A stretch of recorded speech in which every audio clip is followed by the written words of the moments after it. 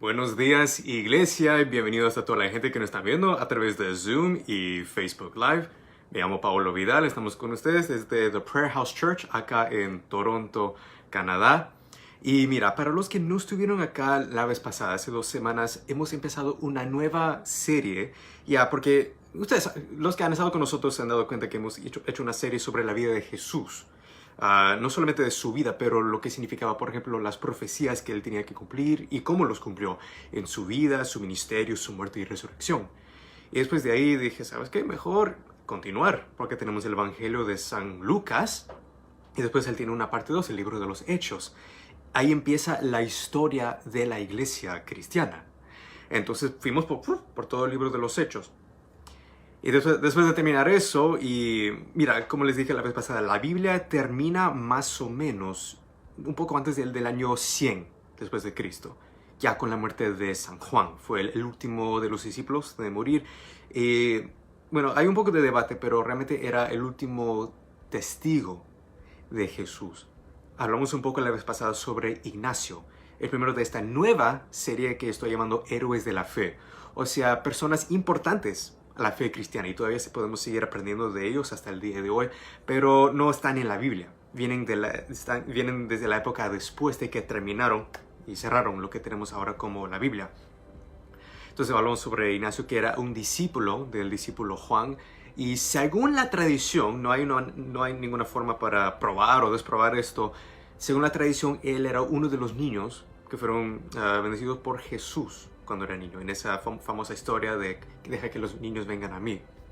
Bueno, aun si eso no es cierto, imaginamos lo peor, que eso no es cierto, igual tenía mucho que ver con preservar la doctrina, la sana doctrina en la iglesia. Porque en esta época, ya desde el primer siglo, ya empezando el segundo siglo después de Cristo, los años 100 no sé qué, empezaron, como ya había muerto Juan, ya no había ningún testigo físico de Jesús, básicamente ya había nadie que podía decir, sabes que yo conocí a Jesús en persona, yo caminé con él, lo escuché hablar, yo me reía con él, yo lo vi morir, yo lo vi vivo después de su resurrección, yo vi esas cicatrices en sus manos y sus pies. Ya era muy fácil, la triste realidad, era demasiado fácil para que un montón de herejías vengan a la vista.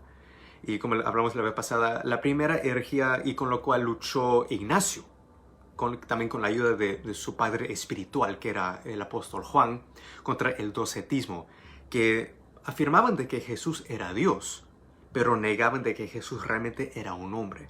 O sea, decían que su humanidad era una ilusión nomás, porque ¿cómo puede Dios, siendo tan justo, tan todopoderoso, tan santo, cómo él puede venir a cómo puede hacerse carne a un mundo tan lleno de pecado? Decían que la carne por naturaleza es mala, entonces Dios no puede tomar carne. Y obviamente Juan, cuando él escribía diciendo, yo conocí a Jesús, él era mi mejor amigo. ¿Cómo tú no me vengas con eso de que no era hombre? Yo sé que era hombre. Pero era Dios. Claro que era Dios. Yo lo adoraba. Y lo mostró con su resurrección. Yo sé que Él es Dios. Pero Él nunca paró de ser un hombre también. Era Dios hecho carne, como yo dije en mi evangelio, que el verbo Dios se hizo carne. Y Ignacio también lo ayudó, lo apoyó en eso, diciendo, sí, es verdad, yo confío en lo que me dice mi padre espiritual. Él conoció a Jesús. Yo también afirmo de que Jesús es Dios y hombre a la vez. Pero no terminó ahí. En el año, ahora estamos yendo un poco más adelante, ahora estamos en el año 144 después de Cristo. Y mira, lo interesante es de que, como les dije, ahora esta es la época, en el segundo siglo después de Cristo, es como boom, cuando explotan un montón de herejías, un montón de maestros de diferentes partes del Imperio Romano teniendo sus propias ideas sobre quién es Jesús. Entonces, y como les dije, como ya no había nadie que era testigo de Jesús, ya en esta época, ya toda la gente que conocía a Jesús en persona ya se habían muerto. Entonces ya no había nadie que podía decir, ¿sabes qué? Yo conocí a Jesús y yo sé que lo que tú estás enseñando está mal. Es una herejía. Pero los que sí quedaban eran discípulos de los discípulos. Porque como dije la vez pasada, Ignacio fue uno de los primeros discípulos del apóstol Juan. Y también había otro discípulo.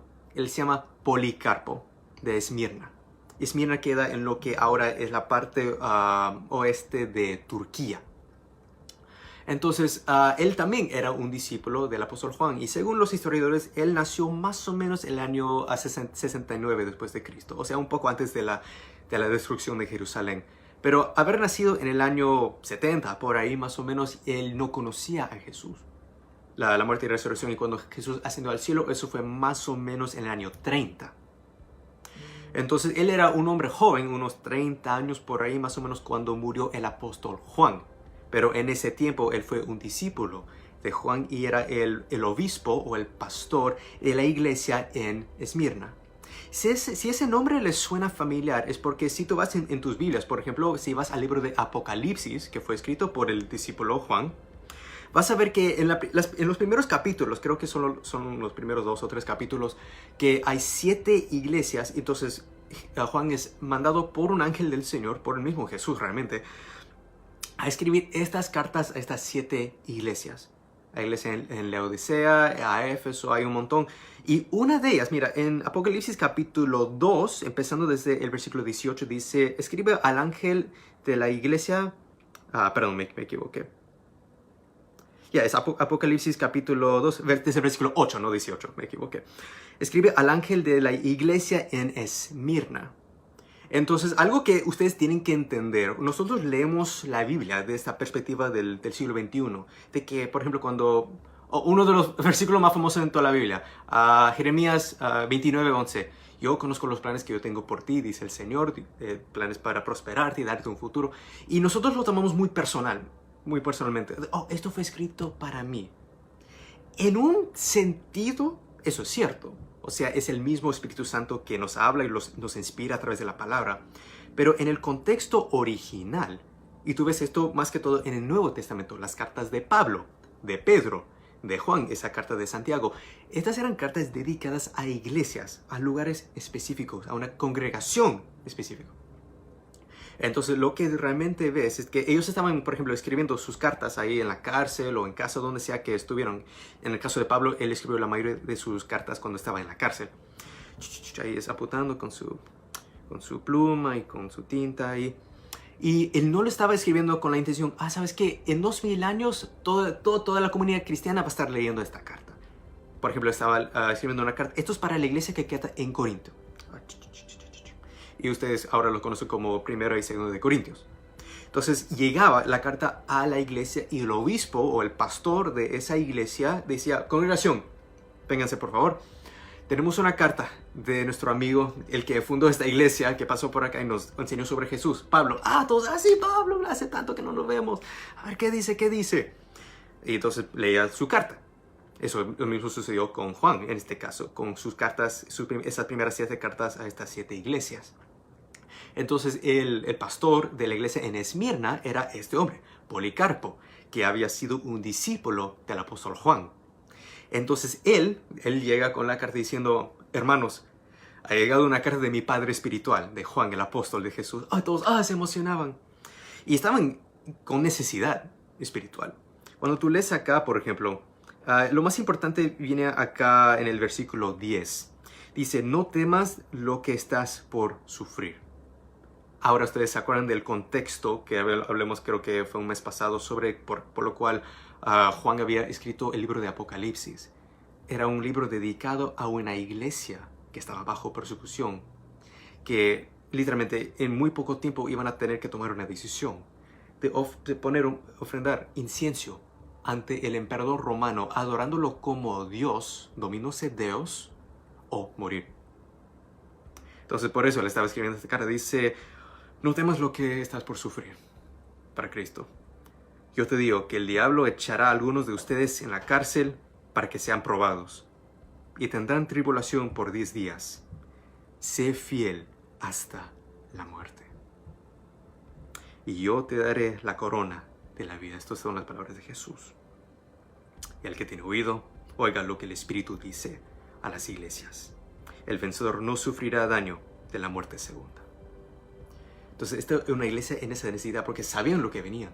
El emperador está diciendo que él es Dominus et Deus. En esta época era el emperador Domicio. Y vamos a tener que tomar una decisión de ofrendar un poco de incienso solo para salvarnos la vida, o dar nuestras vidas como mártires por Jesucristo. Porque no tenemos ningún otro Dominus o Deus, no tenemos ningún otro Señor y Dios más que Jesucristo. Entonces por eso Juan sabía muy bien que estos son sus hijos espirituales. Y estaba diciendo, Policarpo, por favor, lee esto a la iglesia. Ustedes van a tener que sufrir, van a tener que tomar una decisión, pero Dios mismo, Jesús mismo me ha hablado. Y Él me ha dicho, el que dure hasta el fin, Él será salvo. Entonces eso se quedó con Policarpo, incluso después de que murió Juan el apóstol, más o menos en el año 100, quizás un poco antes. Él también conocía a Ignacio. Ignacio murió en el año 107 en el Coliseo de Roma, como hablamos la vez pasada. Y ahora él tenía la responsabilidad espiritual sobre esa parte, sobre la iglesia. Entonces él decía, yo tengo que ahora tomar este rol. La antorcha ahora ha sido dado a mí. Y seguramente yo también algún día voy a tener que dar mi vida por Cristo y yo voy a tener que pasar la antorcha a alguien más. Y el siglo continúe. La gente muere. Pero, y mira, todo el cielo, todo el infierno pueden venir contra la iglesia. Jesús dijo, pero mis palabras, mira, hasta el cielo y la tierra pueden pasar, pueden ser eliminados completamente, pero mis palabras, mi evangelio, jamás se pasará. Eso era la esperanza de la iglesia. Incluso si nosotros morimos, sabemos de que va a haber un remanente. Un grupo de personas que van a seguir con la fe, la doctrina sana para defender. Porque especialmente en este siglo no solamente estamos bajo la persecución del Imperio Romano. Incluso cuando escriben sus cartas no están advirtiendo tanto a la iglesia por el Imperio Romano. Están diciendo, esto es una lucha espiritual. Yo quiero que ustedes tengan cuidado, no solamente de que vienen los soldados romanos, sino estos falsos profetas, falsos maestros, herejes, que te van a tratar de traerte otro Cristo. Y eso no es nada nuevo. Incluso en el libro de Gálatas, seguro que ustedes quizás han leído esa carta, Gálatas capítulo 1, desde el versículo 8 al 10. Pablo advierte a la iglesia y dice, si alguien, cualquier persona, incluso un ángel, viene a ustedes con un evangelio diferente, que sea anátema. Esa palabra anátema, maldito por Dios. Por eso también en sus cartas Juan dice, cualquier persona, cualquier espíritu que no confiese de que Jesús vino en carne, ese también es anatema. Entonces Policarpo era ortodoxo, o sea, estaba siguiendo con la fe original de los apóstoles. O como lo dijo Ignacio, católicos. Significa la fe original, la fe de los apóstoles, los que conocían a Jesús. Entonces, en esta época, ahora estamos, como les dije, en el año 144, ahora el emperador, muchos dicen que era el emperador Marcos Aurelius. Y como Domicio, él también demandaba adoración. O sea, también, así igualito a Domicio, y así como Nerón, él perseguía la iglesia cristiana. Y también tenían que tomar esa decisión de ofrendar incienso a él como un dios o morir. Y de diferentes formas, también eran psicópatas estos emperadores. Entonces, en esta época, en el año 144, había un hombre que se llamaba Marción de Sinope. Él venía de la ciudad de Roma y se supone que él estaba dentro de la iglesia cristiana porque él se supone que él creía en el Dios cristiano. Pero él empezó a enseñar de que el Dios del Nuevo Testamento era diferente al Dios del Antiguo Testamento. Y él fundó la herejía del marcionismo. El marcionismo enseña de que el Dios del Antiguo Testamento era un Dios malo, malvado. Y de que el Dios del Nuevo Testamento era el Dios bueno y santo. Entonces él decía, más o menos algo parecido al docetismo, él negaba la completa divinidad y humanidad de Jesucristo. Y diciendo que hay una diferencia, Jesús no es el Dios. Él decía, Jesús no es el mismo Dios del Antiguo Testamento. Eran dos dioses completamente diferentes. Y obviamente, para los primeros seguidores de Jesús, que eran judíos, ellos creían en Hashem, en Adonai, en Yahvé, el Dios del Antiguo Testamento. Y la razón por la cual adoraban a Jesús era porque específicamente creían de que Jesús era el Dios, el mismo Dios de Abraham, Isaac y Jacob, de Moisés, del rey David, de los profetas como Jeremías y Isaías. Entonces ahora la iglesia está chocándose con esta enseñanza diciendo, no, son dos dioses completamente diferentes. Y dicen, ¿qué? ¿Cómo puede ser esto? Y para la gente que eran ignorantes en esta época, había un montón de gente que lo seguían diciendo, ¿sabes qué? Quizás tienes razón, porque Jesús es tan amoroso, tan lindo. No puede ser el mismo Dios del Antiguo Testamento que castiga y proclama juicio sobre las naciones. No puede ser el mismo Dios. Entonces empieza esta herejía en Roma. Empieza a irse por diferentes partes del Imperio Romano y llega a lo que ahora es Turquía. En esa época se llamaba Asia Menor, Esmirnia incluso. Y ahí Policarpo tiene que ser el que se levanta y dice, no, ustedes están muy equivocados. ¿Acaso tú conociste a Jesús? Bueno, ustedes tampoco. Pero yo sí conocí a alguien que sí lo conoció. Mi padre espiritual, Juan el Apóstol, vivió con Jesús. Y él proclamó en su evangelio de que Jesús es Dios. Y cuando él dice que él es Dios, está diciendo Dios, él es Adonai. Él es el mismo Dios que él, siendo judío, había estado adorando porque él creía en ese Dios del Tanaj, del Antiguo Testamento. Y entonces él pasa mucho de su tiempo luchando contra esta herejía a través de cartas, a través de debates en persona. Él está tratando de preservar, con el poder del Espíritu Santo, preservar la sana doctrina de quién es Jesús. Y solo para que ustedes sepan, esto no es la última vez que la iglesia cristiana va a tener que lidiar con herejías. Vienen muchísimos más, pero ya vamos enseñando qué eran estas herejías y qué enseñaban, para que en el caso que ustedes se encuentran con herejías parecidas, y les digo desde ya, hay un montón de movimientos el día de hoy que quizás no se llaman docetistas o marcianistas, pero sí enseñan igual a ellos. Y van a haber muchos más, y vamos a hablar de eso en unos meses quizás. Pero o sea, para preservar esa sana doctrina con el poder del Espíritu Santo. Mientras tanto, que es una iglesia bajo persecución. Si van a ver esta gente que van a tener que tomar esa decisión de adorar al emperador como Dios o dar sus vidas, necesitan saber de qué realmente vale la pena. O sea, ¿para qué están muriendo? ¿Para qué Dios están muriendo? Están muriéndose. ¿Están muriendo por un Dios malo? Incluso están muriendo por el Dios del Antiguo Testamento que según Marción es malo. ¿O por Jesús? Bueno, entonces Jesús es un Dios diferente, no es el mismo Dios que el Antiguo Testamento, o son el mismo Dios. Entonces, mira, el propósito de una herejía es para confundir la iglesia. Así de simple. Entonces, eso es una estrategia que usó Marción, pero también nosotros como cristianos en el siglo XXI, también podemos usar estas estrategias. Mira, si alguien te viene diciendo, ¿sabes qué? Yo no creo que Jesús es el Dios del Antiguo Testamento. Y te dan un montón de razones, porque esto y porque el otro. Hazles esta pregunta. Ok, dime esto, por favor. ¿Quién creó el universo? Y todo lo que existe. ¿Quién creó eso? Y dicen, ¿para qué me preguntas eso? ¿No es obvio? Obviamente Dios.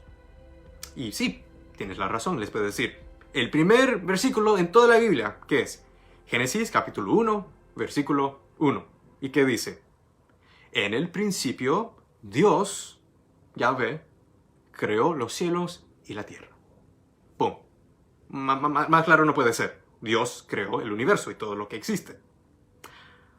Entonces, ¿por qué Juan, alguien que conocía a Jesús en persona, vivió con él por 3 años y medio, fue su mejor amigo, todo, él escribe primeramente en su evangelio, antes que todo, en su evangelio, en el 3er versículo, dice que el verbo era Dios y dice que a través de él fueron creadas todas las cosas y nada en existencia fue creada sino por él. Interesante. Y también Pablo, en su carta a la iglesia que quedaba en Colosea, decía, él es la imagen visible del Dios invisible, soberano sobre la creación, y a través de él fueron creadas todas las cosas, en el cielo y la tierra, visible, invisible. Todas las cosas fueron creadas por él y para él. Él fue antes de todas las cosas, todo lo que existe. Y todo se queda junto en él. Todo permanece en él. O sea, ahora tenemos un problema, porque según ustedes tienen este libro, las Escrituras, que tiene un Antiguo y un Nuevo Testamento. Y esa pregunta, ¿quién creó el universo? según el Antiguo Testamento es Dios, según el Nuevo Testamento es Jesús. O sea, solo tienes dos opciones. Tu libro se contradice o Jesús es Dios. ¿Cuál es? Ya, más ejemplos. Esa pregunta. Así también, para la gente que dice que Jesús no es el mismo, puedes preguntarle, entonces, ¿quién creó el universo? ¿Fue Dios o fue Jesús? Para nosotros no es ningún conflicto, porque Jesús es Dios. Pregúntales, ¿quién es nuestro pastor? Y dicen, bueno, ok, vamos. Primero esta es la estrategia. Primero vas al Antiguo Testamento, ¿quién es nuestro pastor? Y después ves lo que dice el Nuevo. En el Antiguo Testamento, ¿quién es nuestro pastor? Bueno, David dice en el Salmo 23, probablemente el salmo más famoso que existe, el Señor Adonai es mi pastor y nada me faltará. Pero después Jesús, ahora Juan de nuevo, que conoció a Jesús, él escribe en su evangelio, en el 10º capítulo, Jesús dice, yo soy el buen pastor. Y yo entrego mi vida, yo doy mi vida por mis ovejas. O sea, ¿quién es nuestro pastor? ¿Es Adonai, el Dios del Antiguo Testamento, o es Jesús? Para nosotros, Jesús es Adonai. David estaba escribiendo ese salmo, el Señor es mi pastor. Él conocía a lo que ahora conocemos como Jesús, pero él simplemente lo llamaba Adonai, Dios. ¿Quién es nuestra luz y nuestra salvación? Bueno, el Salmo 27 dice, Adonai es mi luz y mi salvación, ¿a qué temeré? Y Jesús dice, yo soy la luz del mundo. Mira, y Dios también dice que no hay ningún otro salvador más que yo en Isaías capítulo 44. Y el nombre de Jesús es Dios salva. Él es el Dios que nos salva. Cuando el ángel apareció a José en ese sueño y dijo, no tengas temor de tomar a María como tu esposa, porque ese niño que está en su vientre es del Espíritu Santo. Y tú lo llamarás Dios salva. Jesús significa Dios salva, porque Él, este bebé, salvará a su pueblo. O en otras palabras, Él será el Salvador. O sea, ¿quién es nuestra luz? Según el Antiguo Testamento es Adonai, Dios. Según el Nuevo es Jesús. ¿Se contradicen o Jesús es Dios? ¿Quién es nuestra salvación? ¿Quién es nuestro Salvador? Y el Antiguo Testamento dice que es Dios. El Nuevo Testamento dice que es Jesús. ¿Contradicción o Jesús es Dios? Hay un montón de ejemplos. Otro ejemplo. Para terminar, un ejemplo más. En Isaías capítulo 44, versículo 6, Dios, Adonai hablando a Isaías, dice, yo soy el principio y el fin. Si eso suena familiar, es porque también en Apocalipsis, también escrito por Juan, por alguien que conoció a Jesús, él ve a Jesús en una visión después de su muerte y su resurrección, y él dice, yo soy el alfa y la omega, yo soy el principio y el fin.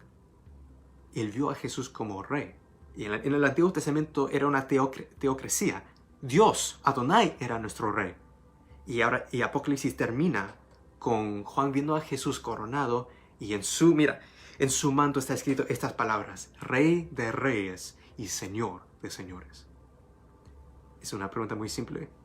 ¿Tus escrituras están contradiciendo o Jesús es Dios, el mismo Dios del Antiguo Testamento? Tengan esto en mente. Esto no solamente para educarlos sobre la historia de la iglesia, pero también les estoy dando herramientas para que cuando ustedes se encuentren con gente que niegan la divinidad de Cristo, su humanidad o de que era Dios, el mismo Dios del Antiguo Testamento, ahora ustedes saben cómo responder con la espada del Espíritu, que es la palabra de Dios. Y ahora vamos a terminar terminando con la vida de Policarpo. Él duró más o menos unos 10 años luchando contra el marcionismo. Seguramente con los mismos versículos que nosotros acabamos de usar. Leyendo del Antiguo Testamento, comparando con el Nuevo, de quién es Jesús, la identidad de Cristo. En el año 155, él finalmente fue arrestado. Se cumplió más o menos esa profecía que había dicho Juan en su carta a la iglesia en Esmirna, diciendo, ustedes van a tener que pasar por tribulaciones, pero permanezcanse firmes hasta el fin. Entonces él también, traído al altar de incienso, y él también tiene que tomar esa decisión de ofrendar incienso y adorar al emperador Marcos Aurelius como Dios y negar a Jesucristo como su Dios o morir. Y una de las cosas más famosas que él dice, hasta el día de hoy lo tenemos, de que entre sus últimas palabras, él dice, por 86 años yo le he servido. Acuérdense, él nació más o menos en el año 69 y ahora su muerte sucedió en el año 155. Dice, 86 años yo le he servido a mi Jesús. Y él jamás me ha hecho ningún daño. Mi Dios ha sido bueno conmigo toda mi vida. ¿Cómo entonces puedo negar a mi Dios, mi Rey y mi Salvador que me redimió? Básicamente, muy parecido a lo que dijo Ignacio. Le dice, haz conmigo lo que a ustedes les da la gana. Yo no voy a negar a mi Dios. Porque no solamente lo adoro, no solamente le sirvo, Él es el Dios que me redimió. Él dio su vida, murió en esa cruz por mí. Y con su resurrección ahora Él me ofrece su vida eterna, su justicia. Yo ahora, a través de Él, yo tengo vida eterna. ¿Para qué entonces yo voy a querer dejar todo eso solo para salvarme la vida, para ofrendar un poco de incienso a este hombre que dice que es un Dios y no lo es? Yo ya tengo un Dominus y Deus y se llama Jesucristo. Hagan conmigo lo que les da la gana. Entonces Él termina también, así como Ignacio, así como la mayoría de estos héroes de la fe que vamos a ver, Él también muere como mártir para Cristo. Y la manera como lo matan, básicamente lo ponen en la hoguera. Lo atan a un poste de madera, ponen un montón de leña a través de él y prenden fuego. Lo querían quemar vivo por su fe. Y él permaneció firme hasta el fin. Y por un milagro, el fuego no lo tocó.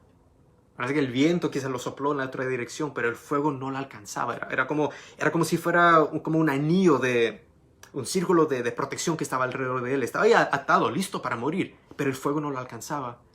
Entonces, porque ya se cansaron de esperar que el fuego finalmente le llegara, un soldado romano tomó su espada y lo mató. Pero igual, murió un mártir para Cristo. Y es por esa razón que nos recordamos, no solo de Ignacio, pero ahora también nos recordamos de Policarpo de Esmirna, mártir de Cristo. Entonces, como siempre terminamos con esta oración, porque ustedes también tienen que conocer quién es tu Dominus et Deus, quién es tu Señor y Dios. Es el mismo Dios que desde siempre, desde el inicio, estaba ahí.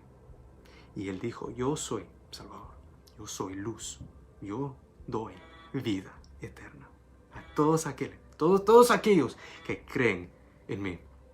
Entonces por eso vamos a terminar con esta oración bien simple para que ustedes, así viendo la fe que tuvieron estos héroes de la fe en los primeros siglos después de Cristo, que ni siquiera conocían a Jesús en persona. No tienen esa ventaja que los discípulos como Juan, por ejemplo, tuvieron. Juan también estaba dispuesto a dar su vida por Cristo y Dios lo salvó, porque él todavía no había escrito el libro de Apocalipsis, pero eventualmente él murió. Pero murió con una sonrisa sabiendo que él tenía vida eterna, porque su amado, su mejor amigo, su Dios, Jesús, le había dado vida eterna. Y ustedes también pueden tener esa misma confianza que tuvo Juan, que tuvo Ignacio, que tuvo Policarpo. Venir ante Dios con confianza y orar simplemente, Señor Dios, ten piedad, ten misericordia de mí, un pecador o pecadora.